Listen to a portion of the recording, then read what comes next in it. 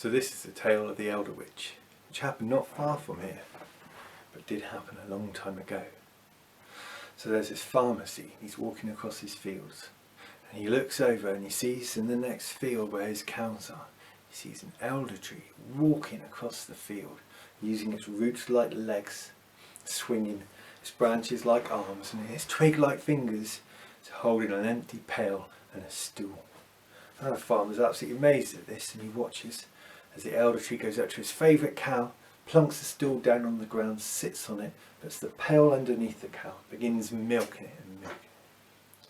Now the farmer, amazed at seeing a tree walking, is even more outraged at the idea of anyone, tree or no, trying to get a free drink of milk out of his cows.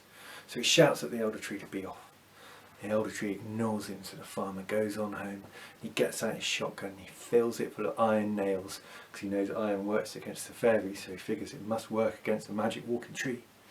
He heads back up there, and he cocks his gun, and he aims high so as not to hit his cow, and he fires, taking off the very, very top branches of the elder tree, like a haircut.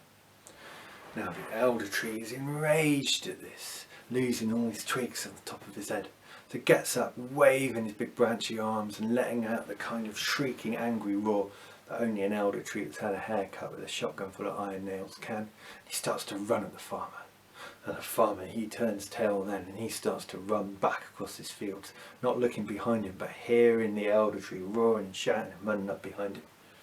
The farmer runs down, over the stile, over the wall, through his garden, past his log pile, through the front door. He slams it behind him, leans against it just as the elder tree bangs into it. The elder tree, he bangs and bangs and bangs on the door, roaring and shouting. Now in his house, in the farmer's house, there's an old woman who'd been there looking after the baby. The old woman comes running in and she says to the farmer, "What's been going on?" The farmer tells her the whole story. So this old woman, she thinks fast, she grabs a shovel full of hot coals out of the fire, tells the farmer to stay where he is holding the door shut, and runs out the back door. The farmer, he hears her boots running around the side of the house to the front, and he hears her shouting, "You there, you elder tree, you be off now. You elder tree, you leave us alone." And he hears the whoosh of the shovel swinging, and he hears the crackle of coals lighting up wood, and the roar of a fire, and he hears nothing more from the elder tree. Now after a little while, he also hears the old woman say, "It's all right now, farmer. You can come out, it's safe." So the farmer opens the door and he sees the old woman stood there in the garden holding the empty shovel. And he sees a big fire next to her in the garden, lots of wood burning. He breathes a sigh of relief, but only for a second, because he sees the look in the old woman's eye. It's a look of scorn. The old woman says, "Now farmer, I've known you since you were a baby, and I've always taught you to be mindful of the other folk that live around here.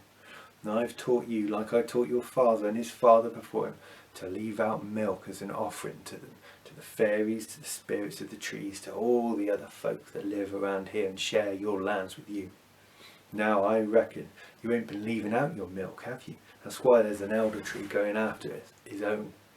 The farmer says, No, he hadn't. The farmer admits that he hadn't been doing any of those things that the old woman's always taught him to do. All the old traditions and ways of sharing the land with the other folk.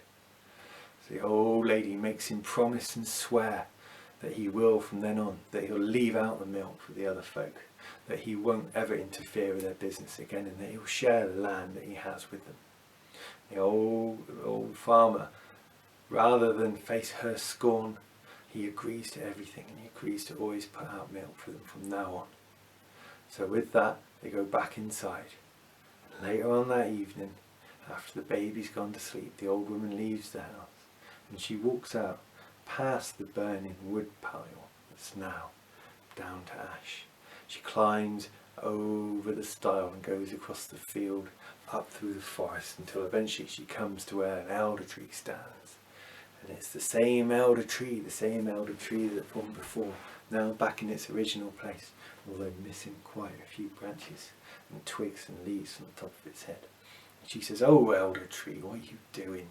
You got yourself in a right mess, haven't you? Coming down here and scaring the farmer, getting a haircut from his shotgun. I've told you not to go scaring him. Now I know he ain't been leaving the milk out, so you thought you'd come and get your own, but that's no way to behave. Now you and he share the land together.